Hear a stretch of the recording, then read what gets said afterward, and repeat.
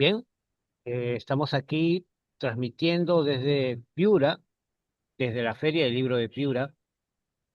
Tenemos aquí a la espalda el escenario, ¿no? La gente está ya acercándose a adquirir algunos libros. Hemos tenido una serie de actividades en distintas presentaciones de libros. Yo estaré presentando también una plaqueta, seguramente el día viernes. Y ahora contamos con la grata presencia de nuestro amigo Daniel Fernández Cors. Él es periodista uruguayo radial desde hace muchos años y también tiene pues un programa en televisión que se llama Diálogos de Café. Todos programas de entrevistas bien interesantes. Bueno, ya por ahí tuve oportunidad de ver alguno, ¿no? Hubo un programa que habló sobre Emilio Salgari, por ejemplo, un gran escritor y un ícono de la novela de aventuras de aquellos tiempos, ¿no? De hace algunas décadas.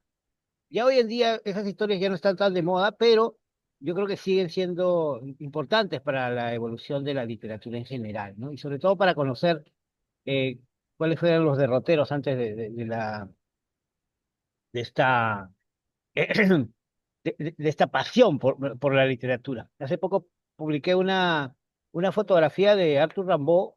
Espero que no sea inteligencia artificial, porque ahora con la inteligencia artificial nos engañan en tantas cosas, ¿no? eh, de Arthur vendiendo libros en las calles de París, ¿no? Que me pareció bastante interesante porque quiere decir que el esfuerzo, ¿no? O editorial, el esfuerzo de crear, de llegar al público ha sido desde siempre, ¿no? Está con nosotros también Javier Cancino, de Piura. Saludos, Javier. Estamos ya con Daniel Fernández, así Hola, que hola. gracias por tu compañía. Vamos a escuchar la conferencia de Daniel y luego podremos hacerle alguna pregunta. El título de hoy es eh, los malos en la literatura, ¿no? Vamos entonces con Daniel Fernández Cos. Así es, Ricardo, los malos en la literatura.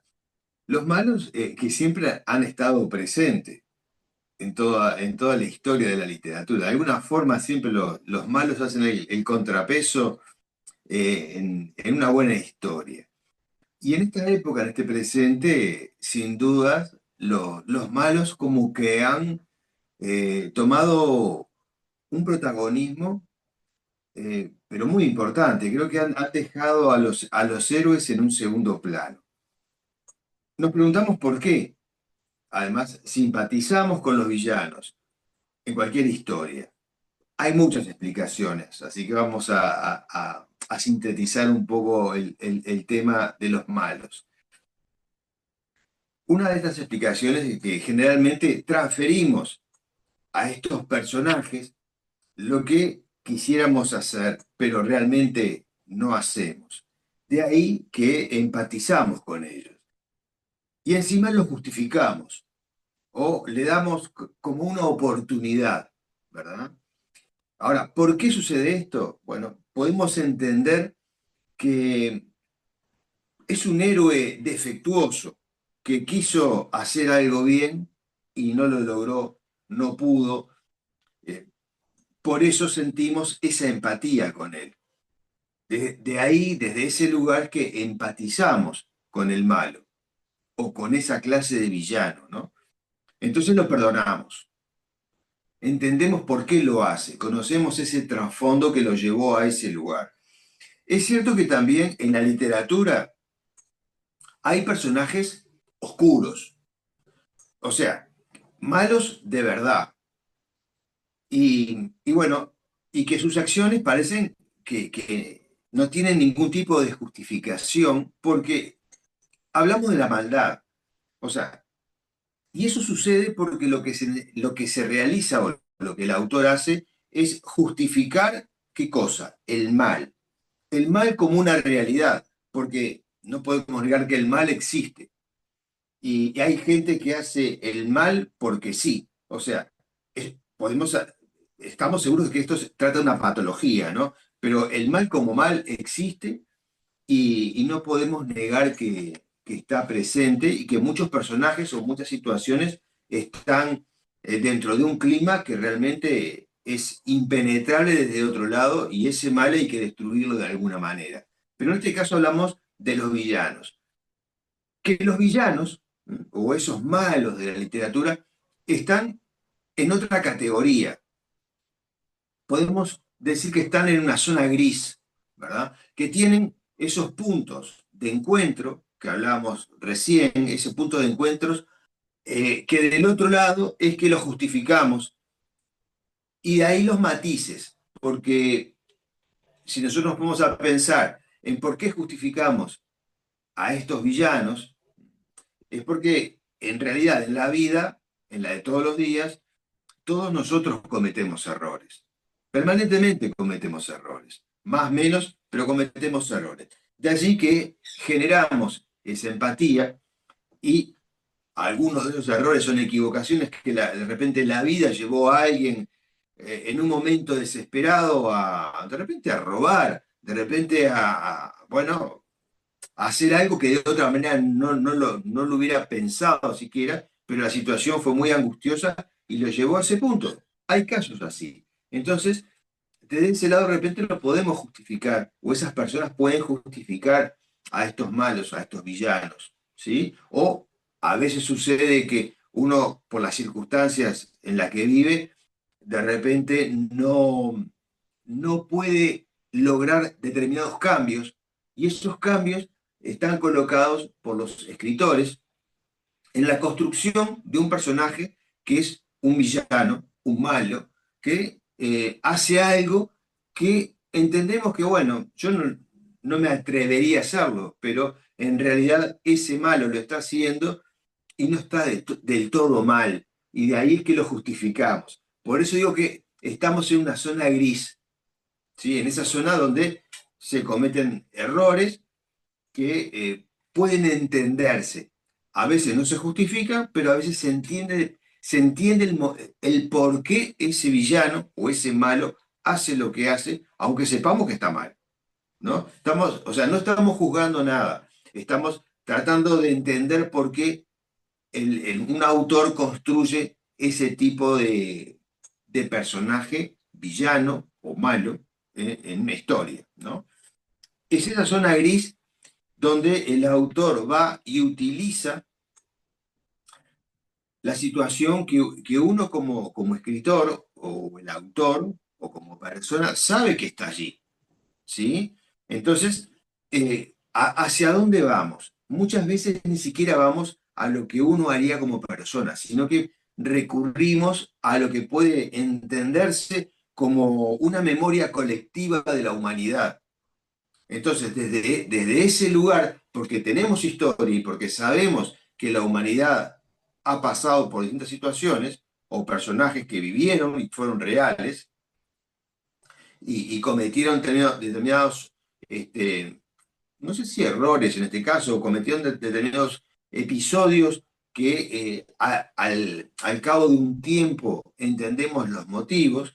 Entonces es que al saberlo recurrimos a esa memoria para construir un personaje similar y traer una situación donde todo eso tenga un sentido actual. También nos preguntamos qué ocurre en una guerra. Porque ¿qué pasa? Estamos buscando, cuando hablamos de buscar el material de la maldad o de los errores humanos en la memoria colectiva, en nuestra historia, podemos pensar qué ocurre en una guerra. Quizá algunos de nosotros no hayamos vivido una guerra, los horrores de una guerra, pero sabemos lo que ocurre, ¿sí? O sea, si nos abstraemos del móvil que puede generar un episodio de una guerra, de esa violencia, si lo bajamos al lugar y encontramos que pues, de repente un grupo de soldados avanza y lo que encuentra son civiles, y solamente porque los civiles están del otro lado, lo que hacen es matarlos, entonces ahí no hay nada que lo justifique. Podría ser la guerra en sí, pero esas personas, esos soldados, de repente, si no estuviera el contexto de la guerra, serían igual que los que están del otro lado desarmados. Personas, personas civiles. Entonces, lo que hacemos es recurrir a qué? A ese lado oscuro que todo ser humano tiene, ¿verdad? Vuelvo a insistir, no estoy justificando ni señalando nada, simplemente estoy tratando de entender con ustedes por qué se construye un personaje villano o un personaje malo y cuál es el rol que ocupa en una historia. O sea, los villanos nacen de lo que somos o de lo que podemos llegar a ser en situaciones extremas o de necesidad, ¿sí? O sea, el escritor recurre a la naturaleza violenta de nuestra especie para construir al villano. Pero bueno, no olvidemos que también el ser humano tiene el otro lado, el lado bueno, y en ese equilibrio es que tratamos de existir.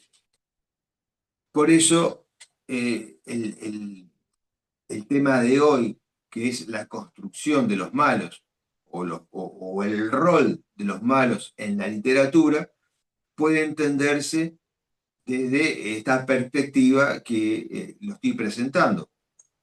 Pueden haber otras explicaciones, claro que sí, pero bueno, esta es una de ellas.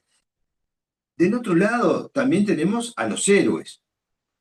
Y yo decía hoy al comienzo que hay como una tendencia hoy a estar más del lado de los villanos que de los héroes.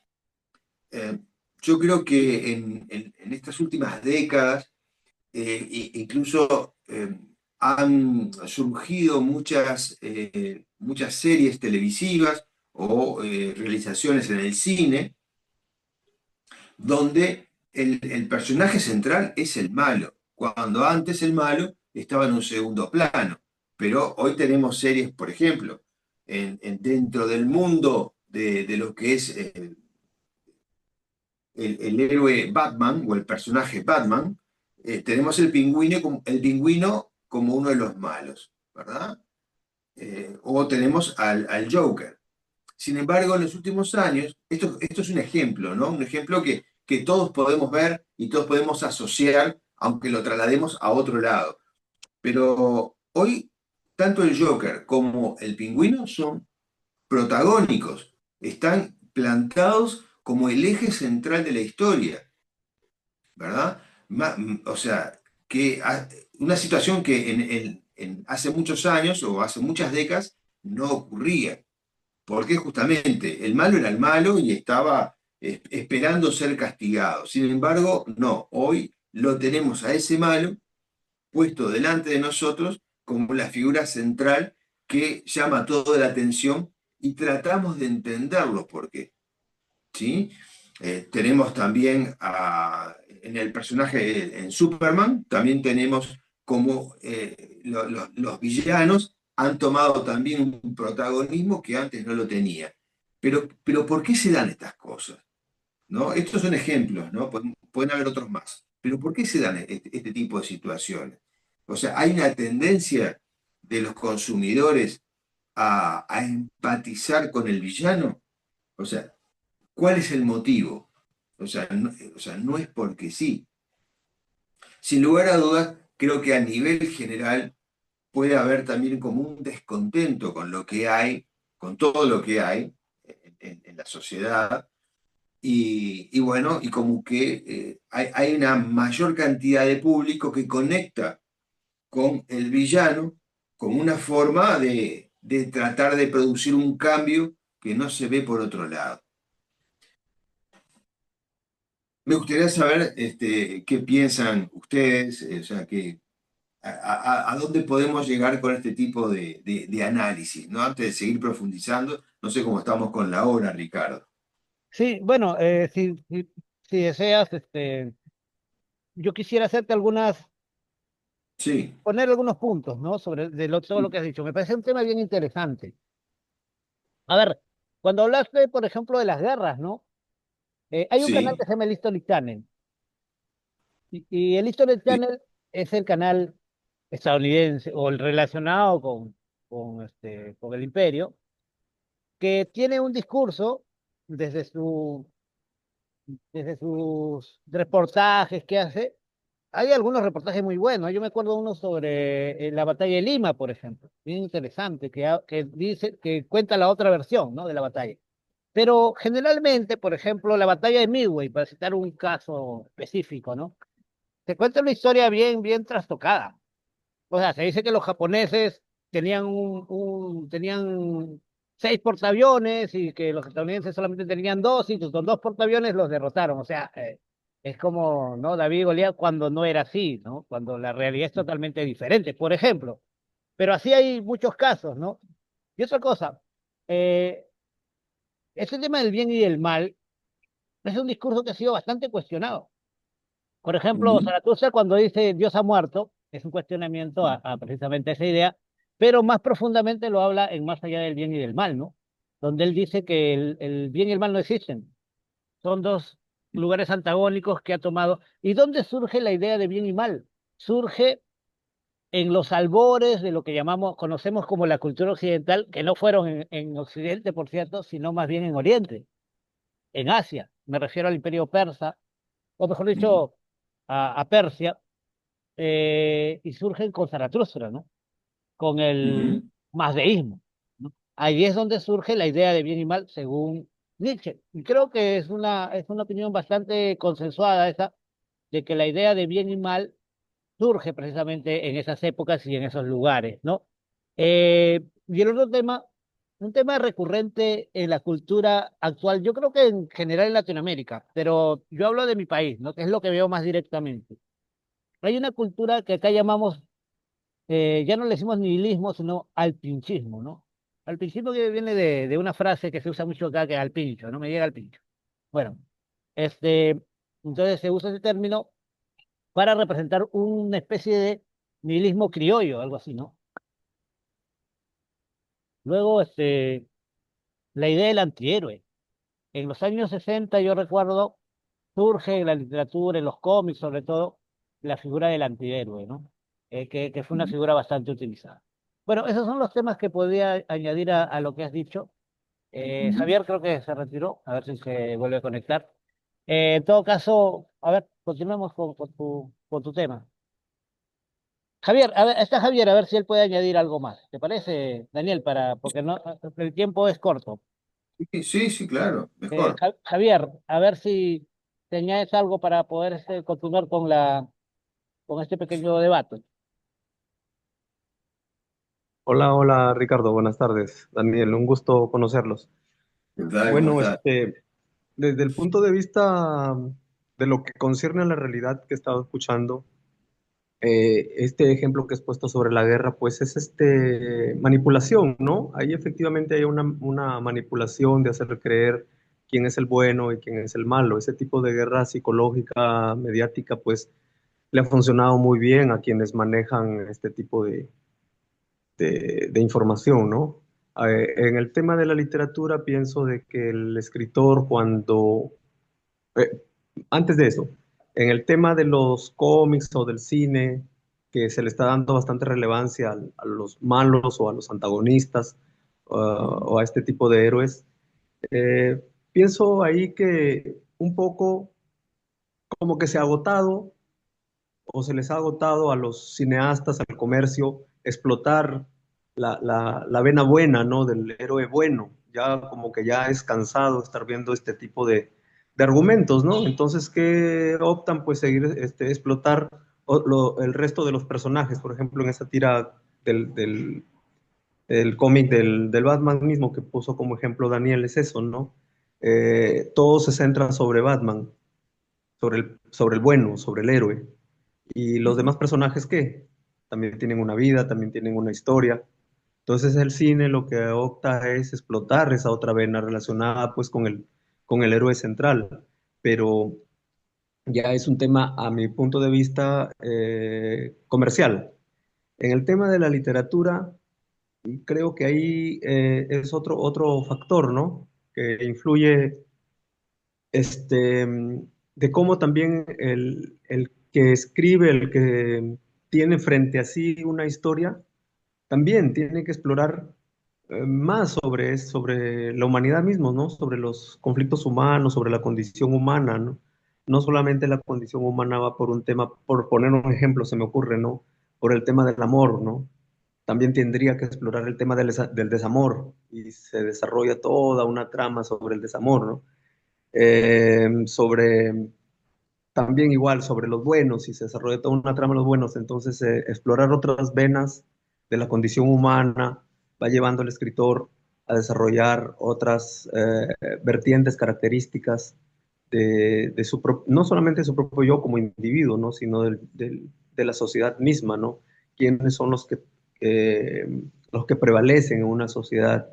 No solamente son los buenos, también hay historias oscuras, historias importantes además, ¿no? En las que los malos, entre comillas, mueven a una sociedad. Por ejemplo, ahorita acá mismo, o de repente en muchos países, el problema migratorio, ¿no? O el problema de los extorsionadores, ¿no? En un principio se les ve como malos, pero llega tanto a ser normal, a normalizarse, que más bien muchos lo ven como modelo, como ejemplo, y tienden a verlos como buenos. Y eso ya, el escritor pues tiene una doble tarea de percibirlo para no solo plasmarlo, sino cuestionar la realidad. Ese sería mi aporte. Gracias. Sí, sí, me parece que muy bueno, Javier, tu aporte, muy bueno. Es así. Siempre es un tema de percepción y cómo lo maneje el autor y cómo lo recibe el público también, porque el público también interpreta a su manera lo que entiende de la historia, que muchas veces se aleja de cómo lo había concebido el propio autor, ¿no?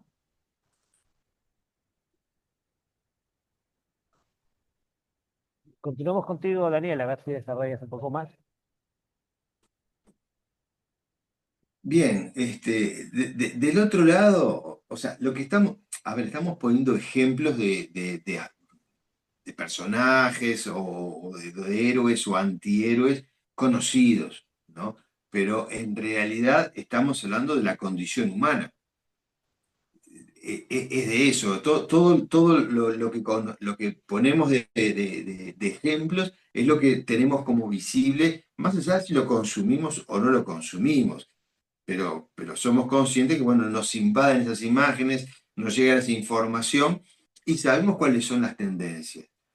De ahí la consigna, ¿no? Pero en realidad es eso, es la condición humana y cómo llevamos de repente en un momento a estar del lado de los malos, por así decirlo, y entender por qué lo hacen. Un ejemplo interesante es, por ejemplo, el de la serial española, que creo que tiene 2 o 3 temporadas, que es La Casa de Papel, porque en ese caso vemos cómo los autores materiales que son los todos villanos, ¿no? Están al lado de los malos, toman de rehén a un montón de gente en el banco bueno, para robar el banco, ¿no? La Casa de la Moneda.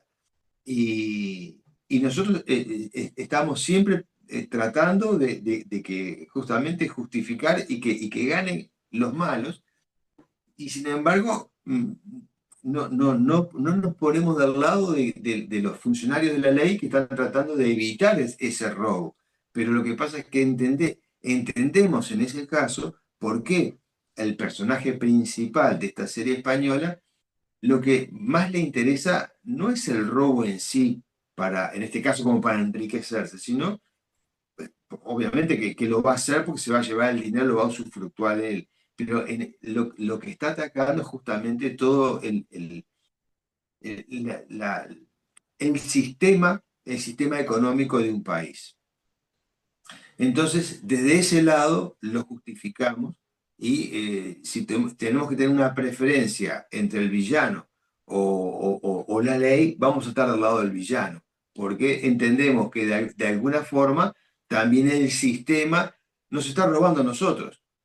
Entonces, bueno, es interesante esa devolución que se tiene del concepto de la serie para con el televidente en este caso, ¿no? ¿Cómo nos ponemos del lado del malo? Porque ahí lo estamos justificando. ¿M? O sea, creo que son ejemplos bueno, que nos llevan a una realidad también. Yo tengo una lectura, me permites, Daniel, para decirlo así, de manera muy sencilla, ¿no? Lo que pasa es que el bien, entre comillas, que ha sido elaborado desde los medios, desde la propaganda, desde los productos culturales, desde Occidente siempre, o sea, Inglaterra, Estados Unidos, construyeron pues una realidad que tenía buenos y malos. Y los buenos eran pues los occidentales que derrotaron a los nazis en la Segunda Guerra Mundial, más o menos de esa época empecemos, porque si empezamos más atrás va a ser más complicado. Digamos, de allí para adelante, ¿no? Entonces se construyó una realidad basada en que los aliados ganaron, entonces Estados Unidos era el gendarme, digamos, de la justicia, pero de repente empezamos a ver que no, metieron a Vietnam, empezaron a matar gente, y dijimos, oye, pero ¿qué está pasando acá? Y ahora pues ya creo que ese discurso de los buenos ya no sirve. Han ido surgiendo otras formas, no, no digo si buenas o malas, pero otras potencias alternas que empiezan a tener un discurso. No hablo ni siquiera desde el conflicto de la Guerra Fría o el conflicto estratégico, sino hablemos del tema cultural. Por ejemplo, el manga japonés, por ejemplo, el K-pop coreano y otras manifestaciones que han ido construyendo. Por ejemplo, hoy en día los chicos salen a la calle a marchar con una bandera eh, de una serie de anime, ¿no? Que es, o de manga, que es One Piece, ¿no?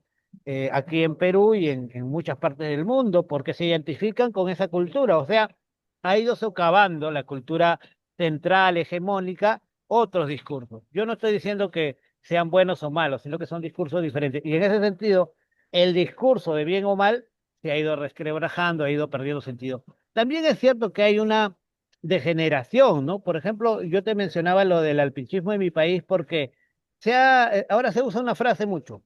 Es cuando tú eres una persona un poco lenta, un poco tranquila, pues te dicen sano. Entonces, eres un sano, te dicen, pero entonces yo digo, si me dicen sano es que estoy bien. No, estás mal porque eres sano. Imagínate, Ah, o sea, estar sano se ha vuelto algo malo. O sea, hay una trastocación de los papeles, ¿no? interesante. Javier, No, ¿algo más no, que decir quizá?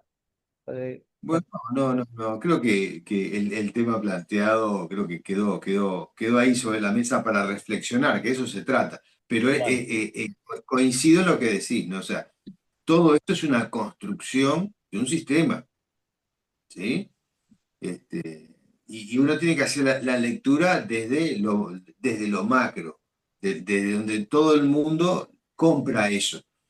Pero bueno, digo, es un sistema construido para una sociedad determinada.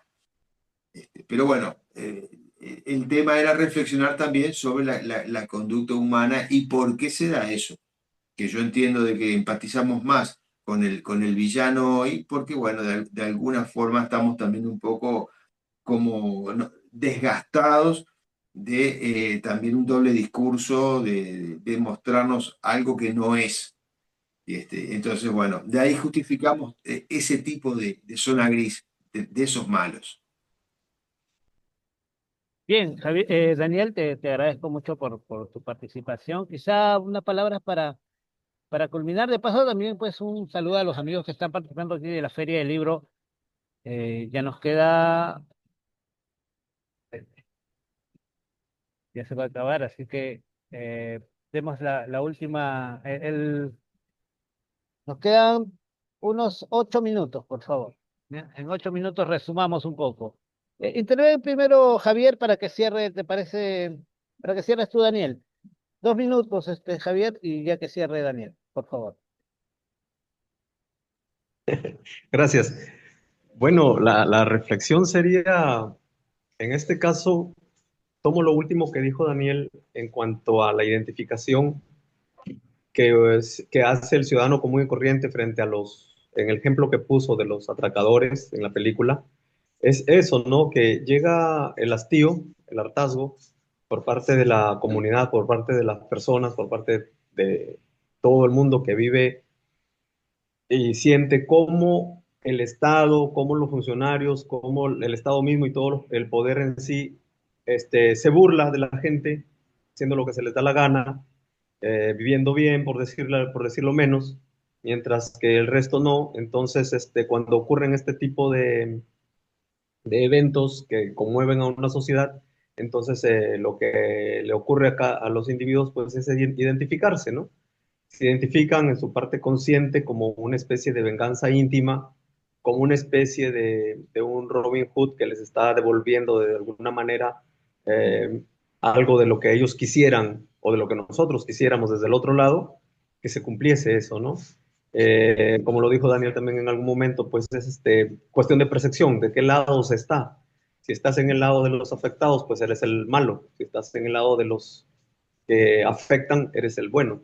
O a la inversa también funciona. Es también interesante esto, ver cómo, desde qué orilla se está para saber quién es el bueno o el malo, ¿no? Eso es un límite bastante que no se puede conocer muy bien frente a lo que a quienes sí tienen el poder mediático. Ellos van a ser los buenos, definitivamente, ¿no? Nosotros los que no tenemos ese poder vamos a ser los malos. No vamos a tener esa capacidad de difundir nuestra idea, nuestro pensamiento, nuestra voz. Eso sería. Gracias. Vamos, Daniel, cerramos contigo. Correcto, coincido también con lo que decía Javier. Bueno, para mí una gran alegría tener este contacto con ustedes allá en Perú, que veo que hay mucha luz, acá ya está todo oscuro. Es la ciudad de Piura, Daniel. Estamos en la ciudad de Piura, aquí en el parque infantil. Estamos en la zona de la concha acústica y estamos organizando aquí la feria, ¿no? Bueno, tú estás participando de manera virtual, pero bienvenido a la feria. Bueno, lo mismo digo. Muchas gracias, Ricardo, por tus invitaciones siempre que me tenés presente y yo lo disfruto mucho estas charlas con ustedes, así que las encuentro también muy enriquecedoras. Así que bueno, muchas gracias. Cuéntanos un poquito, antes de que te vayas, Daniel, tú tienes un programa, me parece, literario, ¿no? Donde tienes entrevistas. Cuéntanos un poquito para que conozca el público también de acá. Un poco, promocionate un poquito, por favor, Daniel, disculpa la... Bueno, este programa que se llama Diálogos de Café se transmite para todo el país en 3 horarios diferentes y lo que hago es entrevistar, sí, a escritores, músicos, actores, y tratar de mostrar, más allá de su obra, mostrarlos a ellos como personas.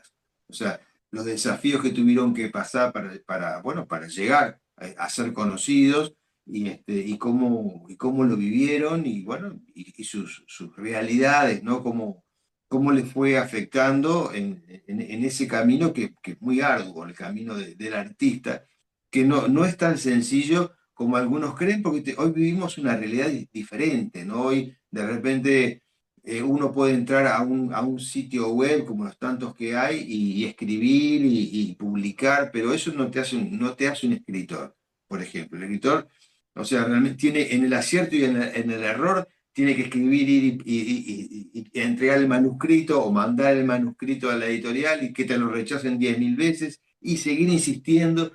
Y bueno, y es realmente ahí donde se va jugando si tu obra, lo que estás diciendo, a alguien le va a interesar. Muchas veces es así, a veces no se da. La mayoría de los escritores que hemos conocido han muerto sin saber que su obra era maravillosa, ¿no? Pero es que esto no se hace por dinero, se hace justamente por comunicar una forma de ver el mundo. Daniel, quería anotar algo. En Uruguay todavía son posibles programas como el tuyo, de entrevistas literarias, de arte. Veo que entrevistas a músicos también, ¿no? A gente, digamos, creadora. En Perú ya no es posible un programa así. ¿Por qué crees que es esa diferencia? Yo creo que Uruguay es un país bastante más culto, bueno, no sé si vas, pero por lo menos un par de puntos más culto que Perú. En términos generales, digo, ¿ah? Siempre hay gente, pues, hay gente que particularmente también se cultiva, pero en términos de promedio, creo que Uruguay es un país que está un poquito mejor situado que nosotros. ¿Qué piensas? Bueno, no lo sé, realmente no es difícil responderlo, ¿no? Eh, Yo creo que, bueno, que hay que trabajar en las políticas culturales. O sea, eso puede llevar mucho tiempo. Quizá, a mí me sorprendió mucho cuando estuve en Perú, porque o sea, la gente en Perú se acercaba y conocía mucho de Uruguay. Conocía la música, conocía a los escritores, o sea, tenía realmente un conocimiento que me asombró. O sea que hay gente muy interesada, y obviamente hay gente muy instruida. Quizá, no sé cuál es el problema, pero en este momento, pero creo que como haces vos, hay que seguir desarrollando los espacios. Hay que seguir ganando terreno en lo que es la cultura, insistiendo, porque no hay otro camino que no sea el de insistir y tratar de convencer de repente a los gobernantes, que las comunidades justamente se nutren de la riqueza cultural en todo sentido, ¿no? Desde la actuación, la música, la escritura, el arte plástico. eh, Eso hay que mostrarlo, porque es lo que se va a dejar. A partir de ahí es que se va consolidando cualquier sociedad. Creo que es por ese camino. Hay que insistir. Bien, Daniel, muchas gracias, pues ya no nos queda mucho tiempo y se va a cortar. Antes que se corte, cerramos. Un abrazo gigante para ti allá, a la hermana República de Uruguay. Sé que estás en Montevideo, ¿no? Y bueno, Sí, sí, también a... Sí, Montevideo, ¿no? Gracias a Javier por haber participado también. Bueno, cerramos esta tarde con esta transmisión. Esperamos contar también una conferencia más, en este caso de un amigo de España, que es Talik Rufo. Javier, ¿algo más que decir ya para cerrar? No, solo agradecerte, Ricardo, y saludos también a Daniel por esta charla tan interesante y espero que se continúe en otros momentos, ¿no? Se retomen este tipo de debates pequeños. Gracias, gracias. Gracias. Cerramos entonces. Corto la grabación.